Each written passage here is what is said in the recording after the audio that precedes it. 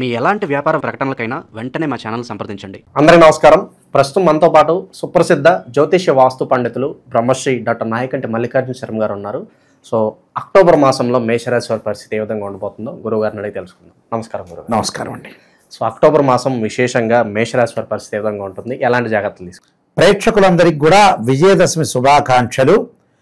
ఈ అక్టోబర్ మాసంలో మేషరాశి వాళ్ళకి ఏ విధంగా ఉందో తెలుసుకుందాం. ముందుగా గ్రహగమనగతులు, గ్రహ సంచార విషయం ఏ విధంగా ఉందో తెలుసుకుందాం. ముందుగా ఇవన్నీ కూడా గోచారరీత్యా చెప్పబడే ఫలితాలే కానీ జన్మజాతకాన్ని అనుసరించే ఫలితాలు అనేవి కావు.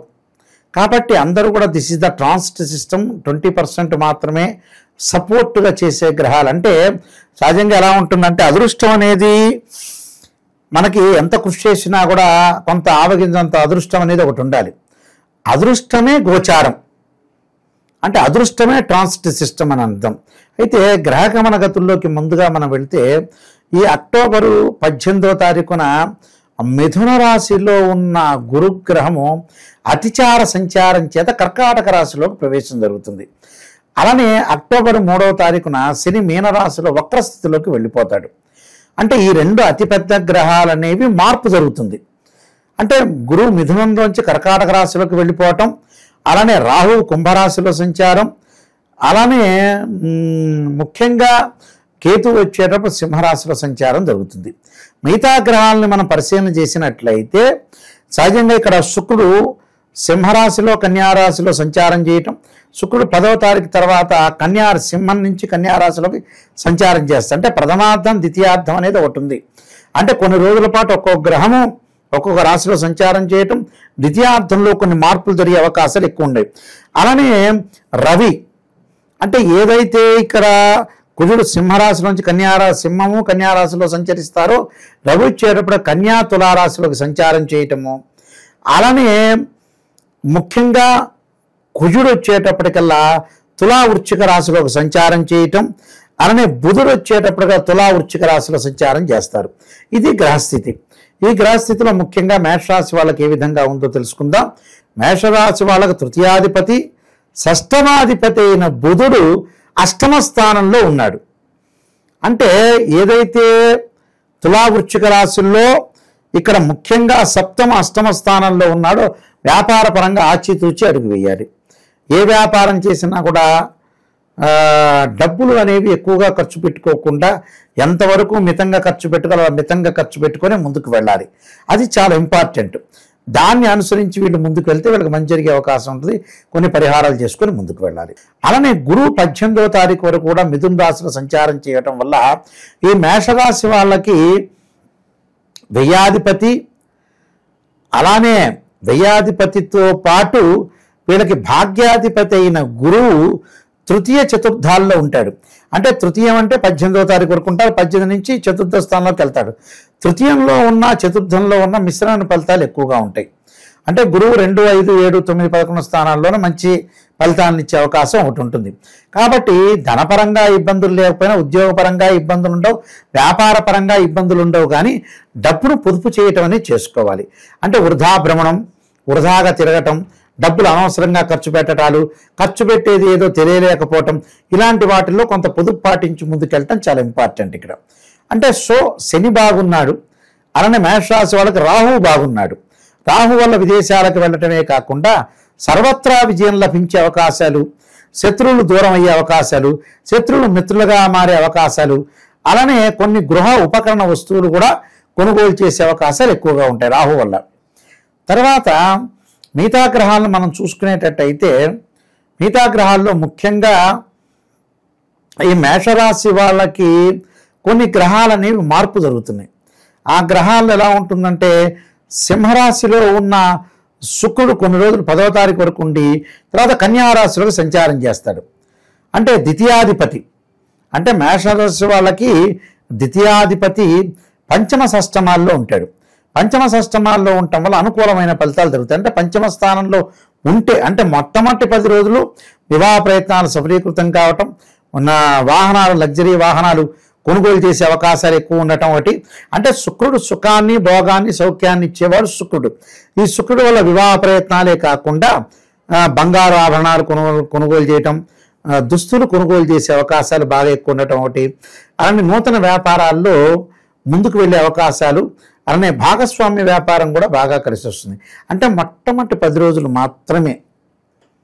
అంటే ద్వితీయాధిపతి ఏదైతే ఉంటాడో ఆ ద్వితీయాధిపతి సింహరాశిలో 5వ స్థానంలో ఉండటం వల్ల మంచిది. మళ్ళీ 6వ స్థానానికి వస్తే ఇవన్నీ చేయకూడదు. అక్టోబర్ 10 తర్వాత శుక్రుడు బాల, కొద్దిగా మిశ్రమైన ఫలితాలు ఎక్కువగా వచ్చే అవకాశాలు ఎక్కువగా ఉంటాయి. ఇది అందరూ కూడా ప్రేక్షకులందరూ కూడా గుర్తుపెట్టుకోవాలి. అయితే మిగతా గ్రహాలను మనం చూసుకునేటట్టయితే ఏదైతే సింహము కన్యా రాశుల్లో కొన్ని గ్రహాల యొక్క మార్పు జరుగుతుంది. అంటే సింహంలోనూ కన్యలోనూ రవి యొక్క మార్పు జరుగుతుంటుంది. అంటే రవి గ్రహం యొక్క మార్పు అనేది చూడాలి. రవి ఎలా జరుగుతున్నాడు, కన్యలో కొన్ని రోజులు, తులలో కొన్ని రోజులు, అంటే కన్యా తులాలలో సంచారం చేస్తారు. అంటే ఈ రాశి వాళ్ళకి ముఖ్యంగా వచ్చేటప్పటికల్లా మేషరాశి వాళ్ళకి మేషం, వృషభం, మిథునం, కర్కాటక, సింహం పంచమాధిపతి షష్టమంలో సప్తమంలో ఉంటాడు. షష్టమంలో ఉంటే మంచిది అని అర్థం. షష్టమంలో ఎప్పటి వరకు ఉంటాడు, ప్రథమార్థంలో ఉంటాడు. అంటే శుక్రుడు ప్రథమార్థంలో మంచివాడే, రవి మంచివాడే. అంటే మొట్టమొదటి 15 రోజుల వరకు ఉద్యోగ ప్రయత్నాలు చేసుకోవచ్చు. నిరుద్యోగులకు ఉద్యోగ అవకాశాలు కూడా లభించే అవకాశాలు ఎక్కువగా ఉంటాయి. ఈ గ్రహం అనేది రవిగ్రహం అనేది అనుకూలంగా ఉంటుంది.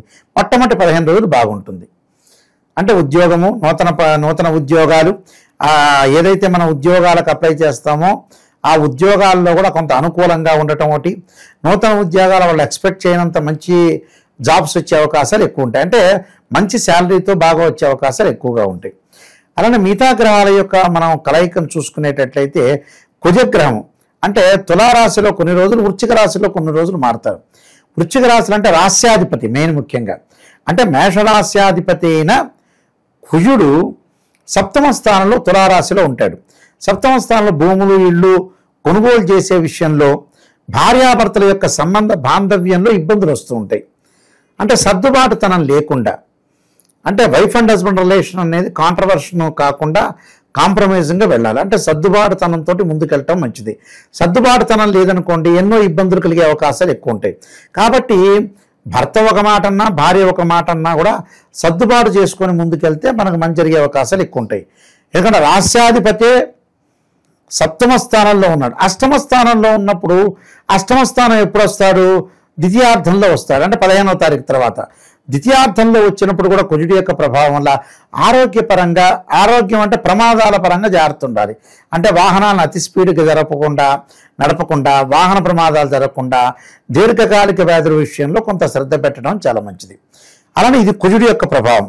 బుధుడి యొక్క ప్రభావం ఉంటుంది. బుధుడు తుల, వృశ్చిక రాశుల్లోకి వెళ్తాడు. ప్రథమార్థంలో తులలో ఉంటాం, తర్వాత వృశ్చికంలోకి వెళ్తాడు. అంటే తృతీయాధిపతి అయ్యాడు ఇక్కడ. మేషరాశి వాళ్ళకి ఏదైతే మీనరాశిలో శని వక్రగతిలో ఉన్నారో లాభాల బాటలో ఉండే అవకాశాలు ఎక్కువగా ఉంటాయి.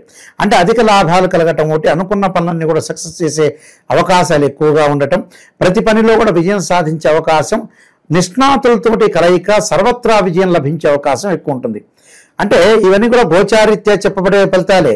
జన్మజాతకంలో ఎలా ఉందో, శని ఎలా ఉన్నాడో, కుజుడు ఎలా ఉన్నాడో వాళ్ళ జాతకాన్ని బట్టే మనం అనుసరించి మృదంగా వెళ్ళాలి. అలానే శని యొక్క ఫలితం అనేది వక్రగతిలో, ఏదైతే 3వ తారీఖు నుంచి శని వక్రగతిలో ఉంటాడో ఆ వక్రగతి వల్ల అనుకూలమైన ఫలితాలు జరిగే అవకాశాలు ఎక్కువ ఉంటాయి. లాభాలు ఎక్కువగా జరిగే అవకాశాలు ఖచ్చితంగా ఉంటాయి. గురుగారు, విశేషంగా ఈ మాసంలో ఎలాంటి పరిహారాలు, దైవారాధన వీళ్ళకి బాగుంటాయి అంటారు? ముఖ్యంగా ఈ రాశి వాళ్ళకి గురువు బాగలేదు కాబట్టి దత్తాత్రేయ స్వామి యొక్క కవచాన్ని, దత్తపారాయణాన్ని, దేవానాంచ ఋషీనాంచ గురుకాంచన సన్నిభం బుద్ధిమతం త్రిలోకేశం తం నమామి బృహస్పతి అనే మంత్రాన్ని చక్కగా చదువుకోవాలి. అలానే కుజుడి యొక్క ప్రభావం కూడా ఉంది కాబట్టి అంగారకాగ్ని శక్తి అస్తాయి మే తన్నో భౌమ ప్రచోదయాత్ అనే మంత్రాన్ని చక్కగా చదువుకుంటూ 2 జంట సర్పాలను దానం చేయాలి.